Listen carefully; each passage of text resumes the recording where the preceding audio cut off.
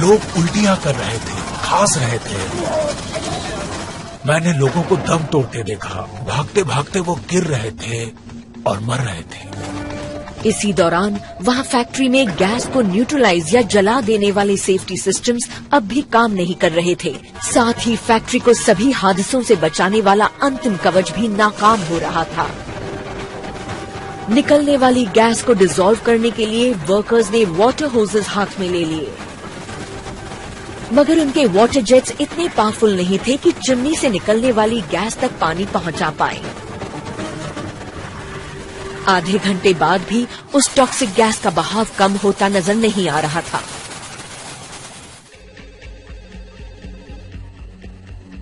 देर रात आए एक फोन की घंटी ने भोपाल के मुख्य अस्पताल के सीनियर कंसल्टेंट डॉक्टर भंडारी को जगा दिया।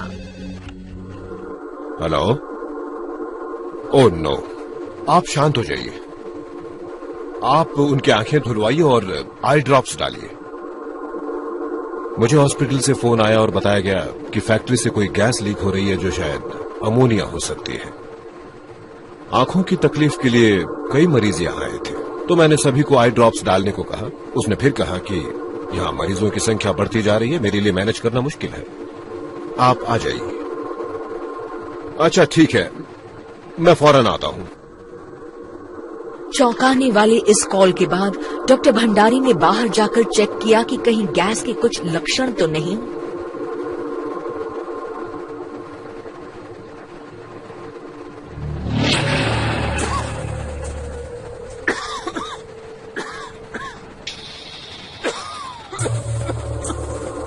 मैं अंदर गया, मेरा दम घुट रहा था और खांसी ऐसे आ रही थी कि रुकने का नाम नहीं ले रही थी। गुजरते हर मिनट के साथ जहरीली गैस का ये बादल 8 किलोमीटर के इलाके को अपने शिकंजे में लेता चला जा रहा था। वहाँ के लोग ही जानते थे कि सांस लेना तब नामुमकिन था। भगदड़ मची थी। घबराहट में हजारों लोग घर छोड़कर जैसे ही भागे, दम घुटने से मारे गए। जबकि यूनियन कार्बाइड के प्लांट में सुमन डे कंट्रोल रूम में सील होकर सुरक्षित थे। मगर अपने वर्कर्स की चिंता हुई तो वो फिर से फैक्ट्री में गए एक रेस्क्यू मिशन के लिए। मैंने जल्दी से मास्क लगाया और वापस फैक्ट्री के अंदर चला गया। वहां काम कर रहे सभी कर्मचारियों को मैं बचाना चाहता था।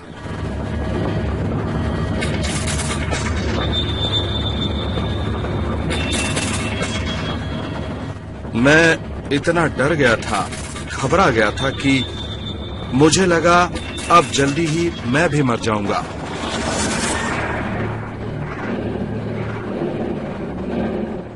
फैक्ट्री वर्कर चौहान भी अपने परिवार के साथ बेतहाशा शहर की भगदड़ में शामिल हो गए। वो जानते थे कि इस हाहाकार में या तो वो बच निकलेंगे या मारे जाएंगे।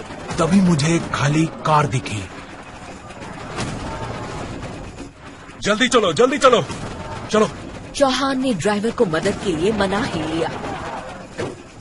उसने कहा नहीं, मैंने कहा कि अगर तुम्हें अपनी जान बचानी है तो शहर से बाहर चलो।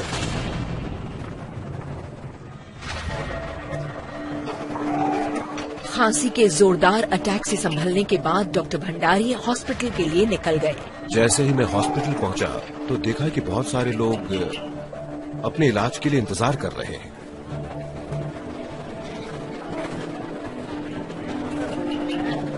ये हो क्या रहा है? क्या करें डॉक्टर, लोग आते ही जा रहे हैं। और उसका क्या हुआ? डॉक्टर, मैंने उसकी आंखों को पानी से धोया पर कोई फायदा नहीं हुआ। पुलिस ने उन्हें अमोनिया गैस लीक होने की खबर दी थी। आराम से, आराम से। डॉक्टर भंडारी को उम्मीद थी कि पारंपरिक इलाज से ही मरीजों को आराम मिल जाएगा, मगर इस बीमारी के लक्षण तो कुछ ज्यादा ही खतरनाक थे। उनमें से कईयों को फेफड़ों की तकलीफ थी, खांसी, दम घुटना वगैरह।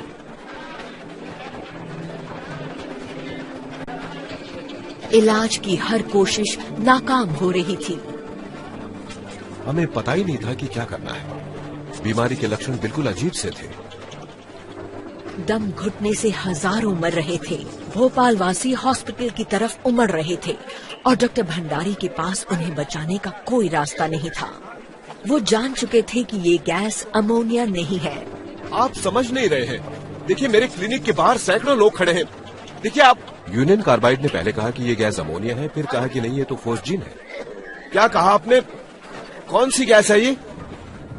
फिर वो कहने लगे कि ये MIC है। हमने कभी MIC मिथाइल आइसोसाइनेट के बारे में नहीं सुना था और हमें यूनियन कार्बाइड की तरफ से इसके एंटीडोट की या कोई और जानकारी नहीं दी गई थी। डॉक्टरों के लिए एक सवाल बना ये MIC लोगों के शरीर में घुलकर खून को फोर्स के साथ फेफड़ों में धकेल रहा था, जिससे सांस लेना दूभर हो रहा था।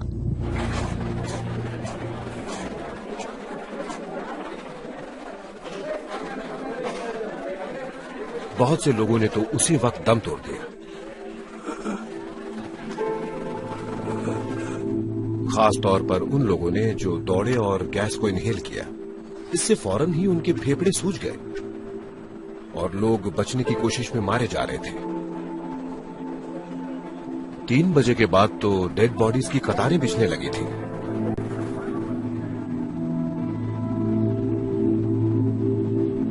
तीन दिसंबर की सुबह तक तो ये गैस पूरे देश में बिखर चुकी थी, मगर भोपाल में 3000 लोग अपनी जानें गंवा चुके थे और 3 लाख से ज्यादा लोग MIC के जहरीले असर को अपनी जान पर झेल रहे थे।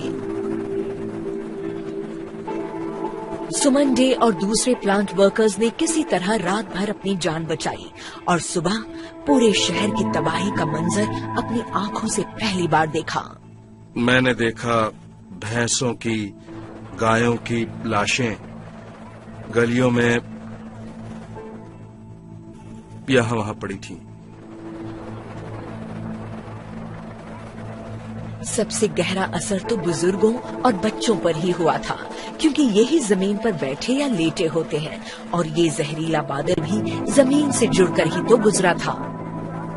चंद घंटों में भोपाल सुर्खियों में आ गया। भोपाल त्रासदी में मरने वालों की संख्या 2500 से ऊपर जा चुकी है। यह इतिहास का सबसे दुखद इंडस्ट्रियल एक्सीडेंट है।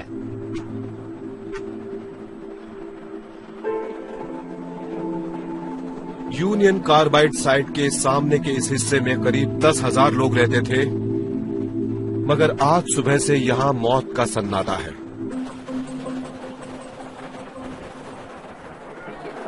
इस आतंक को झेलने के साथ ही एक सवाल जहन में कौंध रहा था, आखिर ये हुआ कैसे?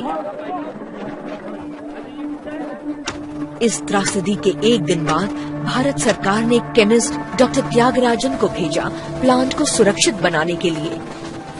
बहुत ही भयावह स्थिति थी। लोग अब भी सड़कों पर ही थे, लाशें पड़ी थी, सब रो रहे थे, चिल्ला रहे थे।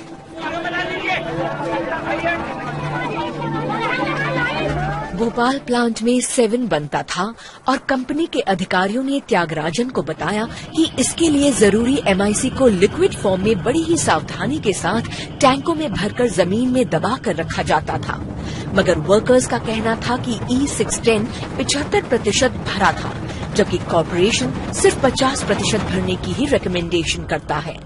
कुल जमा 42 टन लीथल MIC इवैपोरेट होकर बह गया था।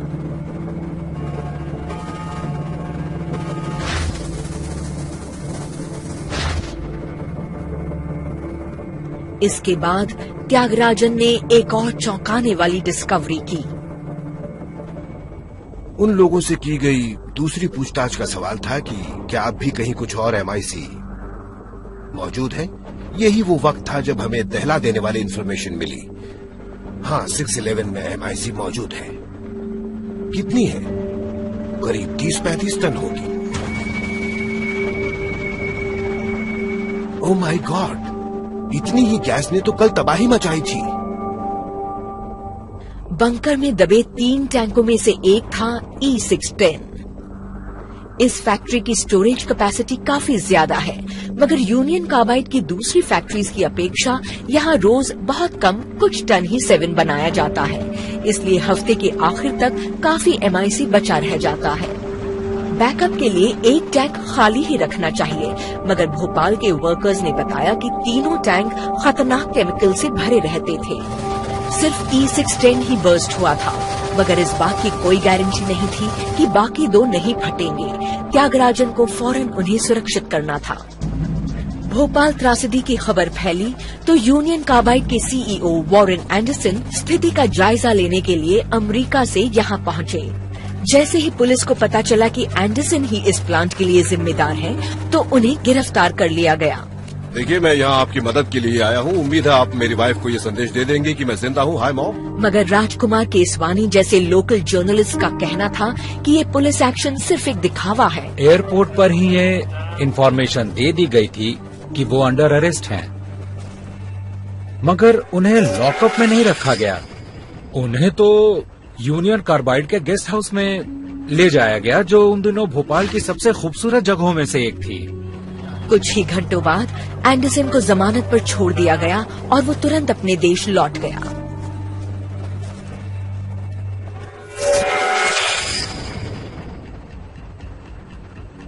यहाँ पेस्टिसाइड फैक्ट्री में डॉक्टर त्यागराजन को ये तय करना था कि इस बची हुई 35 टन MIC से कैसे निपटा जाए। मुझे इसकी जानकारी ही नहीं थी कि MIC को इतनी भारी मात्रा में स्टोर किया जाता है। अपनी लैब में तो हम 10 ml से ज्यादा रखते ही नहीं हैं। अभी तो MIC स्टेबल ही लग रही थी, मगर वर्कर्स का कहना था कि इरप्शन से पहले तक तो E610 भी नॉर्मल ही लग रहा था। हम ये मान के चल रहे थे कि ये एक्सप्लोड होने वाली है, क्योंकि एक केमिस्ट की हैसियत से हमें यही सिखाया गया था कि हालात को हमेशा वर्स्ट मानकर उसका उपाय सोचो। त्यागराजन जानते थे कि MIC को पूरी तरह से डिस्पोज करके ही दूसरी त्रासदी को टाला जा सकता है, मगर इसके लिए केवल एक ही जोखिम भरा तरीका था, उस क्षतिग्रस्त फैक्ट्री को फिर से शुरू करना।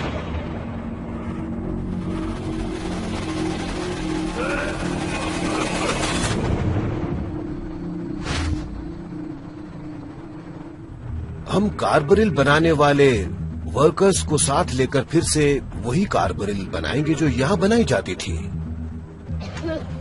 त्रासदी के 13 दिन बाद हजारों लोग अब भी मर रहे थे और दसियों हजार लोग हॉस्पिटलाइज्ड थे। यहाँ ऑपरेटर्स MIC को न्यूट्रलाइज करने की कोशिश के लिए तैयार थे। अधिकारियों को अभी ये आइडिया नहीं था कि पहला हादसा कैसे हुआ था। उन्होंने इस रिस्की प्लान को ऑपरेशन फेथ का नाम दिया।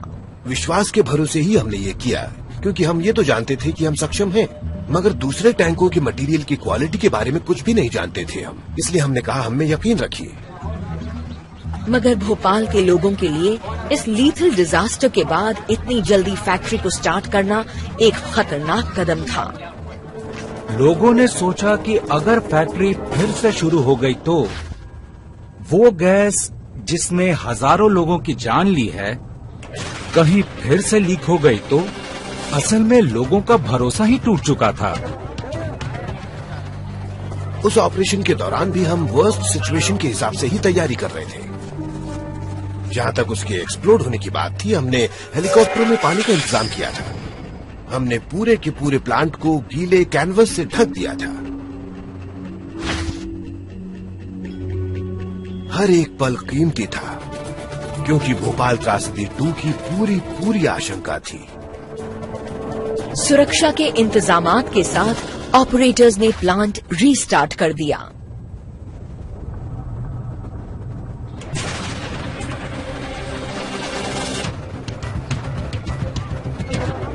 जैसे ही प्रोडक्शन शुरू हुआ, घबराहट में भोपाल के लोग शहर छोड़कर भागने लगे। कई लोगों ने भोपाल छोड़ दिया। अपनी जिंदगी दांव पर लगाने का जोखिम कोई नहीं लेना चाहता था। जैसे ही बची हुई MIC ड्रेन हुई, हॉस्पिटल के मरीज तक कूच कर गए। सिर्फ वही रह गए जो कहीं भी जाने की हालत में नहीं थे। पूरा शहर सुनसान हो गया था, जैसे कोई भुतहा शहर हो।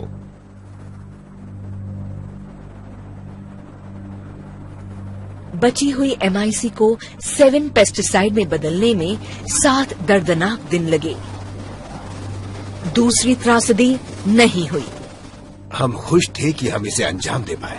हमने कहा कि ये जगह अब सेफ है, फिर हम वहां से चले आए। भोपालवासी लौट तो आए, मगर वो बहुत भड़के हुए थे। सभी को जानना था कि आखिर ये हुआ कैसे। पब्लिक, प्रेस, जर्नलिस्ट और पार्लियामेंट।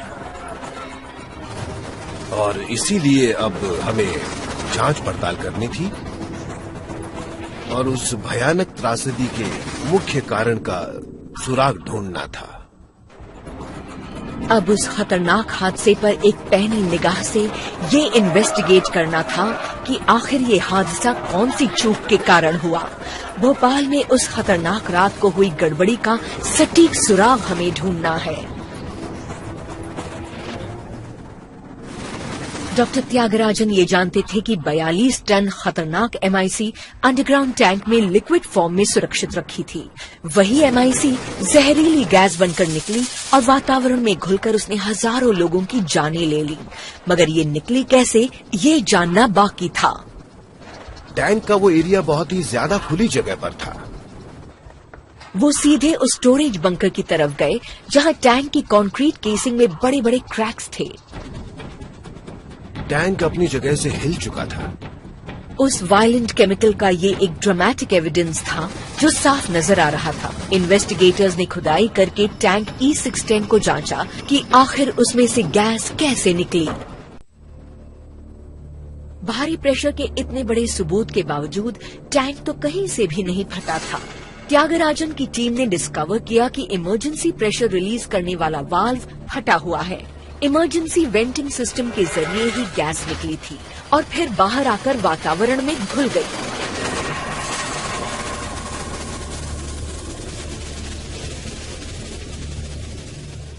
ये स्पष्ट रूप से रन अवे रिएक्शन का केस था। कुछ तो गलती हुई थी। डॉक्टर त्यागराजन ने एक ऐसे सब्सटेंस पर अपना शक जाहिर किया जो आमतौर पर सुरक्षित होता है। हमने हिसाब लगाया कि 500 किलो पानी टैंक में आया होगा। पानी के कांटेक्ट में आने से MIC गर्म हुई, उबली और भाप बन गई और यही रिएक्शन दूसरे केमिकल्स के मिल जाने पर और ज्यादा हिंसक हो जाता है। चूंकि MIC एक्सप्लोसिव वायलेंस के साथ ही रिएक्ट करता है, इसलिए किसी भी मेटल की जरा सी इम्प्योरिटी से भी वो पानी जानलेवा हो सकता है। रिसर्चर्स ने टैंक के अंदर के कुछ पाउडरी अवशेष टेस्टिंग के लिए भेज दिए। वहाँ कंटेमिनेंट्स के आ जाने की बहुत ज्यादा संभावना थी। हमने नेशनल लेबोरेटरीज को इसके रिपीट रिएक्शन की जांच करने को कहा। त्यागराजन की टीम ने डिस्कवर किया कि उस खाली टैंक में आयन की पपड़ियां हैं, जो हमें असली कारण की तरफ इशारा कर रही है। बड़ी मात्रा में मिलावटी मेटल में घुले पानी ने ही ये जानलेवा रिएक्शन किया था। इन्वेस्टिगेटर्स अब जानते थे कि भोपाल की इस जानलेवा तबाही का क्या कारण था, पर ये नहीं जानते थे कि ये कैसे हुआ था। एक ऐसे केमिकल प्लांट में जिसमें बेहतरीन सेफ्टी सिस्टम लगे हैं, उसमें ऐसा हादसा होना नामुमकिन होना चाहिए। यूनियन कार्बाइड के केमिकल प्लांट्स तो पूरी दुनिया में लगे हुए थे और MIC के खतरनाक स्वभाव से भी सब वाकिफ हैं। उनकी बाकी फैक्ट्रीज की तरह भोपाल का सेफ्टी सिस्टम भी हर खतरे से सुरक्षा करने में सक्षम था।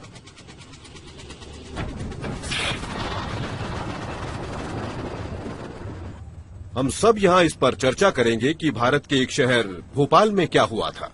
हादसे के कुछ ही दिनों बाद यूनियन कार्बाइड के बॉस वॉरेन एंडरसन ने दावा किया कि ये कोई दुर्घटना ही नहीं थी। ये कुछ ऐसा नहीं है जो कि अनजाने में हो गया हो, और हो सकता है कि ये जानबूझकर किया गया हो। प्लांट से हुई इस तबाही को देखते हुए ट्रेड यूनियन के रिप्रेजेंटिंग वर्कर्स को इंडिपेंडेंट ओपिनियन की जरूरत महसूस हुई। उन्होंने अमेरिकन इन्वेस्टिगेटर माइकल राइट को भोपाल बुलाया, मगर अथॉरिटीज ने उन्हें वर्क वीजा देने से इनकार कर दिया, इसलिए उन्हें अब गुप्त रूप से काम करना था। ना तो यूनियन कार्बाइड और न ही इंडियन गवर्नमेंट चाहते थे कि हम वहाँ जाएं। वो नहीं चाहते थे कि कोई इंडिपेंडेंटली जाकर उनकी इन्वेस्टिगेशन में टांग अड़ाए। अमेरिका के स्टील वर्कर्स यूनियन के ये हेल्थ एंड सेफ्टी डायरेक्टर बड़ी बड़ी फैक्ट्रियों के सुरक्षा इंतजाम करवाने में माहिर हैं। भोपाल जैसी घटना को हम टेक्निकली कहते हैं कि ऐसी दुर्घटनाओं की आशंका बहुत कम है, ये घटनाएं कम होती हैं, लेकिन जब होती हैं तो बहुत बड़े पैमाने पर होती हैं और बहुत ही त्रासदी वाली होती हैं। बिना ऑफिशियल कोऑपरेशन के राइट को एक टूरिस्ट के रूप में भोपाल आना पड़ा। यहाँ उन्होंने उस त्रासदी के दर्द को रूबरू देखा। जैसे आप आस पड़ोस में निकले हों और देखें कि वहाँ हर कोई खांस रहा है क्योंकि वो टेरिबली टॉक्सिक केमिकल के बुरे असर को झेल रहे हैं। आप उन बच्चों से मिलते हैं जो अपने पेरेंट्स खो चुके हैं और ऐसे पेरेंट्स से भी जो अपने बच्चे खो चुके हैं। हमें इस हादसे की भयानकता को एक तरफ रखकर ये देखना होगा कि आखिर ये हुआ कैसे। आपको उसके सभी पॉसिबल सिनेरियोज को देखना होगा और बहुत से एक्सीडेंट इन्वेस्टिगेशन से ये पता लगाना होगा कि क्या नहीं हुआ था। राइट को प्लांट में घुसने की इजाजत नहीं मिली, इसलिए सिर्फ किसी गुप्त जांच की मदद से ही ये मालूम करना था कि इस हादसे के तात्कालिक कारण क्या थे। हम लोग लॉन्ग रेंज फोटोग्राफ्स ले सकते थे जिनमें प्लांट के अंदर के सभी इक्विपमेंट नजर आते थे। हम प्लांट टेक्निकल ऑपरेटिंग मैनुअल हासिल करने में भी कामयाब हो गए।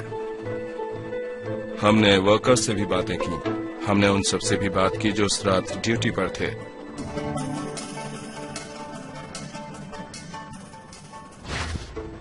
इंडियन इन्वेस्टिगेटर्स ने पता लगाया कि पानी MIC टैंक में गया और ये जानलेवा दुर्घटना घटी। इसलिए राइट ने फैक्ट्री स्कीमेटिक्स का अध्ययन किया और मालूम किया कि पानी कहां से आया था। उन्हें फौरन ही केमिकल प्रोसेसिंग यूनिट पर शक हुआ जो कि MIC टैंक्स के बगल में थी। प्रोसेस यूनिट में कभी कभी कोई रुकावट आ जाती है। जिन तरीकों से इन रुकावटों को साफ किया जाता है उनमें वाटर होस से पानी फेंककर सिस्टम को साफ किया जाता है। ये कोई डेंजरस ऑपरेशन नहीं था। मगर एक गुप्त मीटिंग में वर्कर्स ने बताया कि बजट में कटौती हुई थी। कंपनी ने 2 प्रोसेस यूनिट्स के बीच में एक जंपर लाइन इंस्टॉल की थी। एक पाइप शॉर्टकट था जो MIC स्टोरेज एरिया में जाता था और इससे इक्विपमेंट को इंटरचेंजेबली इस्तेमाल किया जा सकता था। मगर यही शॉर्टकट लीथल केमिकल और बाकी प्लांट से भी जुड़ा था। यही वजह थी कि प्लांट और ज्यादा खतरनाक हो गया था। यदि आप MIC यूनिट को पूरी तरह अलग कर दें तो पानी उसमें अंदर जा ही नहीं सकता। जंपर लाइन ने पानी को MIC यूनिट तक जाने का डायरेक्ट रूट दे दिया था। राइट ने मालूम किया कि वर्कर्स ने उस हादसे की रात पाइपों को धोया था। एक वर्कर ने करीब रात 9:30 बजे ये ऑपरेशन शुरू किया। उसने ये भी नोटिस किया कि दूसरी तरफ से पानी बाहर नहीं आ रहा था। पानी दूसरी तरफ से बाहर नहीं आ रहा था, फिर भी सबको लगा कि सब कुछ ठीक ठाक है। उन्हें इस बात का ख्याल तक नहीं आया कि पानी का बैकलॉग आगे कनेक्टिंग पाइप्स के जरिए MIC यूनिट तक जाता है। मगर अब भी एक सिंपल सेफ्टी डिवाइस इस प्रोग्रेस को ब्लॉक कर सकती थी। जब भी इन पाइपों को धोया जाता है, ये मेटल प्लेट जिसे स्लिप लाइन कहते हैं 2 पाइपों के जंक्शन पर सरक कर एक वाटरटाइट सील बना देती है। वो स्लिप लाइन वहाँ थी ही नहीं और इसी वजह से पानी टैंक के अंदर चला गया। और यदि पानी MIC टैंक में पहुंच भी जाता है तो भी प्लांट के स्कीमेटिक्स के मुताबिक राइट ने जाना कि वहां एक और आखिरी बैरियर है जो पानी को अंदर जाने से रोक सकता था। निष्क्रिय करने वाले नाइट्रोजन गैस को MIC टैंक में पंप किया जाता है जो कि लीथल लिक्विड और बाकी प्लांट के बीच एक सेफ हाई प्रेशर लेयर बना देती है। इस सिस्टम को राइट पहले भी देख चुके थे। ये काफी सेफ और कारगर होता है आमतौर पर। मगर प्लांट वर्कर्स ने बताया कि इस सिस्टम में भी फॉल्ट्स हैं। 30 नवंबर को मैंने देखा कि वो लोग E610 को प्रेशराइज करने की कोशिश तो कर रहे हैं पर उनसे हो नहीं पा रहा है। एक 15 साल पुराने प्लांट में वहाँ का स्टाफ अक्सर फॉल्टी रीडिंग्स लेने का आदी हो चुका था। मगर चौहान ये जानते थे कि टैंक को पूरी तरह प्रेशराइज ना कर पाने का मतलब क्या होता है। इसका मतलब है कि वेंट लाइन में लीकेज है। फैक्ट्री रिकॉर्ड्स चेक करके चौहान ने पाया कि इस प्रॉब्लम की रिपोर्ट तो हफ्तों से नहीं हुई है। 20 से भी ज्यादा दिनों से ये प्रेशर को होल्ड नहीं कर रहा है और लॉग शीट में भी इसका कोई रिकॉर्ड नहीं है। और अगर एक फॉल्टी वाल्व नाइट्रोजन को बाहर निकालता है तो वो पानी को अंदर भी ले सकता है। पानी इस वाल्व के रास्ते ही आया था और इसी वॉल्व से उसे रोका भी जा सकता था, मगर वॉल्व लीक कर रहा था तो हमने मान भी लिया कि पानी यहीं से गया और MIC टैंक पर पहुंच गया।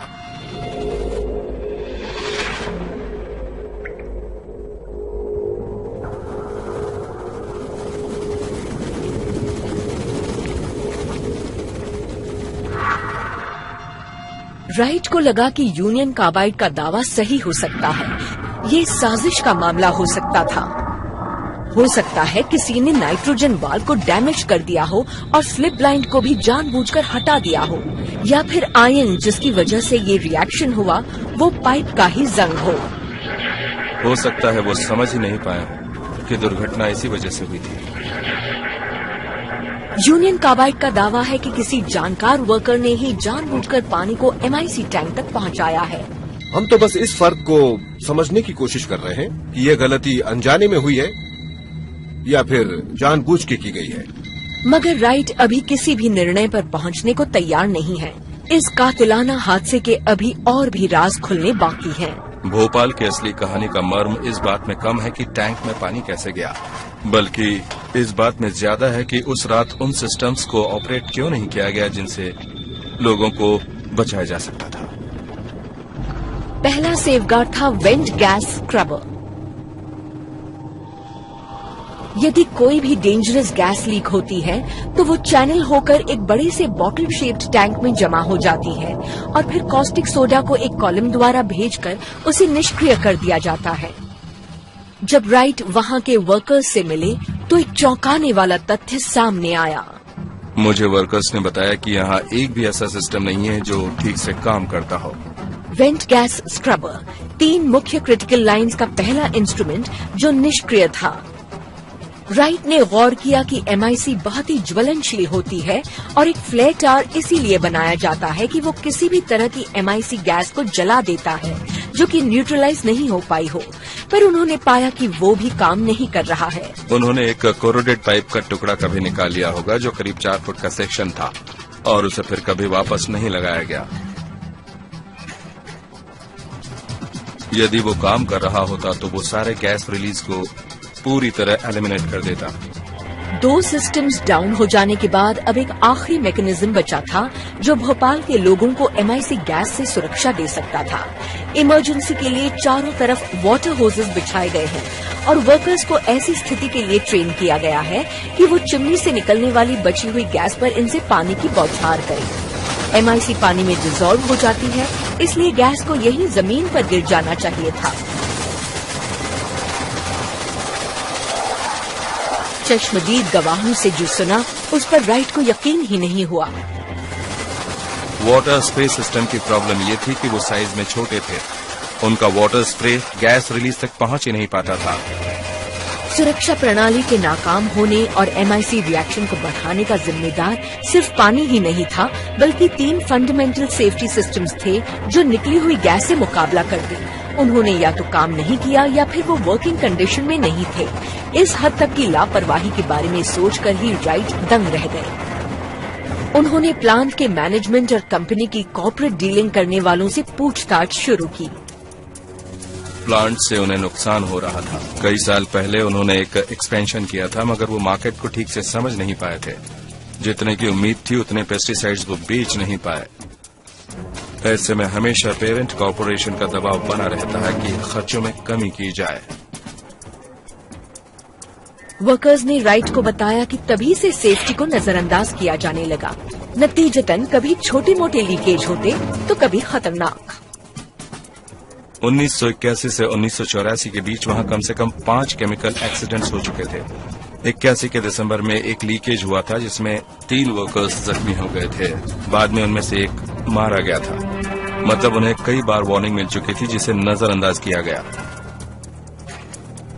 बजट में कटौती की शुरुआत एक मिसिंग स्लिप लाइन से हुई। उसके मिस होने से एक्सीडेंट का बहुत ज्यादा खतरा था। अगर वो होता तो दुर्घटना नहीं होती। राइट को ताज्जुब तो इस बात पर हुआ कि सेफ्टी इक्विपमेंट का ये महत्वपूर्ण हिस्सा स्टाफ कटौती के कारण नजरअंदाज किया जाता रहा।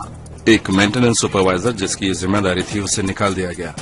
जब रिएक्शन शुरू हुआ तो इन फॉल्टी गेजेस पर किसी ने गौर नहीं किया। पूरे प्लांट के इंस्ट्रूमेंट से खराब हालत में थे, मगर उन्हें ठीक नहीं कराया गया क्योंकि मेंटेनेंस का पैसा बचाना था।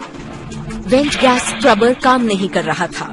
अगर करता भी तो इतने बड़े पैमाने की खतरनाक MIC को साफ नहीं कर पाता। वो गैस स्क्रबर तो सिर्फ वॉल ओपनिंग से पफ करने का ही तो काम करता है। किसी ने भी इसकी डिजाइनिंग बड़े हादसे के लिए नहीं की थी और कोई इस पर खर्चा भी नहीं करना चाहता था। 2 महीनों तक उस टूटी पाइप को ठीक न करने का मतलब था कि फ्लेयर टार निकलने वाली किसी भी गैस को जलाने में सक्षम नहीं था। मेंटेनेंस वर्कर्स ने बताया कि उसमें नई पाइप वापस जोड़ने में सिर्फ 2 घंटों का ही वक्त लगता है। और US के यूनियन कार्बाइड ने अपने इंडियन काउंटरपार्ट से कहा कि उनके इमरजेंसी वाटर होजेस काम के लायक नहीं थे। उन्होंने एक बड़े वाटर स्प्रे सिस्टम को इंस्टॉल करवाने के लिए कहा था, मगर ऐसा हुआ नहीं। राइट ने वॉरेन एंडरसन की गढ़ी हुई साजिश की मनगढ़ंत कहानी पर भी शक जाहिर किया। यूनियन कार्बाइड ने कभी कोई प्रामाणिक सबूत पेश नहीं किया। सैबोटाज की इस थ्योरी के जरिए यूनियन कार्बाइड खुद को बचाने की कोशिश कर रही है। माइकल राइट ने भोपाल की तबाही का एक और तथ्य सामने रखा और कहा कि जो फैक्ट्री दुनिया के सबसे ज्यादा टॉक्सिक केमिकल्स के साथ काम कर रही है, उसमें बड़ी कॉस्ट कटिंग्स करना बड़े हादसों को दावत देना होता है। 1984 यूनियन कार्बाइड ने भोपाल की सालाना रनिंग कॉस्ट्स में $12.5 लाख की कटौती की, मगर फिर भी यही जताया गया कि प्लांट अब भी घाटे में ही है। सारे सबूत यूनियन कार्बाइड मैनेजमेंट की नाकामियों और लापरवाही की तरफ इशारा कर रहे हैं। भोपाल में जो कुछ भी हुआ वो होना ही था, क्योंकि मैनेजमेंट ने फंडामेंटल डिसीजन लिया था कि वो सेफ्टी के खर्चों में से पैसा बचाएगा। राइट अब इस सैबोटाज की थ्योरी में विश्वास नहीं रखते। उनके अनुसार ये सब किया धरा इस कंपनी का ही है। हर बार हम एक सिस्टम के बारे में सुनते हैं कि वो बंद होने वाला है या वो इस हादसे को रोक सकता था। आप सिर पटक के रह जाते हैं कि काश वो थोड़ा पैसा और थोड़ा वक्त दे देते तो ऐसा नहीं होता। हजारों लोग मर गए।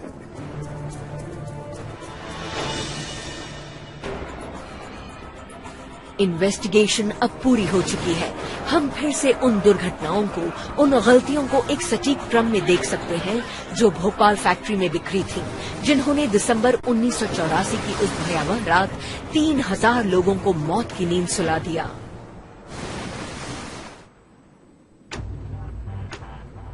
हादसे से 3.5 घंटे पहले एक शिफ्ट वर्कर अपनी रूटीन क्लीनिंग शुरू करता है, मगर सभी पाइप्स पानी से जाम है। वो पूरे सिस्टम में पानी भर देता है। यही पानी उस हाल ही में इंस्टॉल की गई शॉर्टकट पाइप के जरिए सीधे जायंट अंडरग्राउंड स्टोरेज टैंक्स में जाता है, जो highly volatile pesticide ingredient MIC से भरा पड़ा है। मेटल प्लेट्स जो केमिकल को अलग करती है, अपनी जगह पर नहीं है। टैंक पर जाते वक्त यही पानी उन 15 साल पुरानी पाइपों में लगी जंग की पपड़ियों को अपने साथ ले जाता है। हादसे से 2.25 घंटे पहले एक टूटे हुए वाल्व से पानी की पहली बूंद टैंक E610 में टपकती है, जिसमें 42 टन लिक्विड MIC भरा है। नियमानुसार ये मात्रा बहुत ज्यादा है। पानी और लोहे का ये मिक्सचर MIC में एक बेरोक रिएक्शन पैदा करता है। बिना रेफ्रिजरेशन के ये ठंडा नहीं रह सकता। इसका टेम्परेचर तेजी से बढ़ता है। हादसे से 1 घंटे पहले लिक्विड MIC उबलने लगता है। वर्कर्स को गैस की स्मेल आती है। रिपोर्ट करने पर उसे माइनर लीकेज कहकर टाल दिया जाता है। जैसे जैसे लिक्विड गैस में तब्दील होता है, टैंक का प्रेशर बढ़ता जाता है। उधर कंट्रोल रूम में फॉल्टी गेजेस जरा सा चेंज दिखाते हैं, फिर अचानक ही रीडिंग स्केल बढ़ जाता है। हादसे से 35 मिनट पहले कंट्रोल रूम ऑपरेटर सुमन डे सबसे पहले रनअवे रिएक्शन देखते हैं। जैसे ही स्पाइरलिंग प्रेशर ब्लो करता है, टैंक के सेफ्टी वाल्व्स रिसते हैं और कंक्रीट के बने स्टोरेज बंकर में दरार बना देते हैं। हाई प्रेशर MIC जाकर वेंट गैस स्क्रबर में जमा होती है। वर्कर्स के मुताबिक गैस को न्यूट्रलाइज हो जाना चाहिए था, मगर ऐसा हो नहीं पाया क्योंकि वेंट गैस स्क्रबर इतने बड़े लीकेज को संभालने में सक्षम नहीं है। सुपरहीटेड MIC टनों की मात्रा में सीधे इसमें आ जाती है। हादसे में सिर्फ 15 मिनट बाकी हैं। टॉक्सिक गैस अब फ्लेयर टार तक बह गई है। यहाँ इस बैकअप सेफ्टी सिस्टम में इस गैस को बर्न ऑफ होना चाहिए, ये भी काम नहीं कर रहा है और अब लीथल MIC खुले आसमान में फूट पड़ता है। 10 मिनट पहले गैस को न्यूट्रलाइज करने की आखिरी नाकाम कोशिश। Plant workers emergency water cannons को ऑन करते हैं। दुर्भाग्य से वो अंडर पावर्ड है और वेंटिंग गैस तक उनकी बौछार नहीं पहुंच सकती। 1 AM, December 3rd, 1984। एक जहरीला बादल जिसमें वो MIC गैस भरी है जो इस पृथ्वी के सबसे ज्यादा टॉक्सिक सब्सटेंसेस में से एक है, वो भोपाल पर उतरता है जहां 5 लाख लोग रहते हैं। कुछ ही घंटों में 3000 लोग मारे जाते हैं।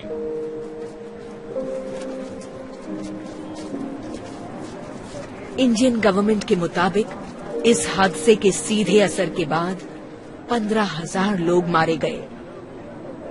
आज भी 5 लाख से ज्यादा लोग अपनी खराब सेहत को झेल रहे हैं, उस जहरीली गैस को इनहेल करने से या हवा में फैले प्रदूषण के कारण। लोग मरते रहे हर हफ्ते 2-3, यहाँ तक कि 27 साल बाद भी उस गैस के डिलेड इफेक्ट्स उन्हें मार रहे हैं।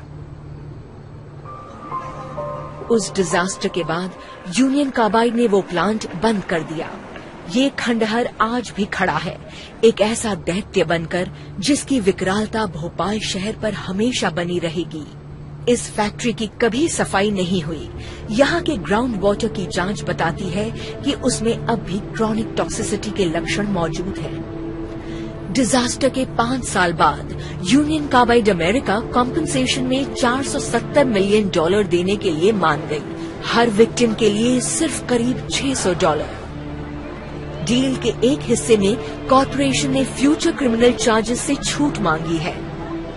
भूतपूर्व CEO वॉरेन एंडरसन अब 90 की उम्र पार कर चुके हैं और अपनी retired life long island, New York में गुजार रहे हैं। 2010 में यूनियन कार्बाइड इंडिया के 8 भूतपूर्व मैनेजर्स को लापरवाही से मौत का जिम्मेदार ठहराते हुए हर एक पर $2,000 का जुर्माना लगाया गया। और आज भी कंपनी जोर देकर कह रही है ये तबाही नहीं बल्कि एक साजिश थी।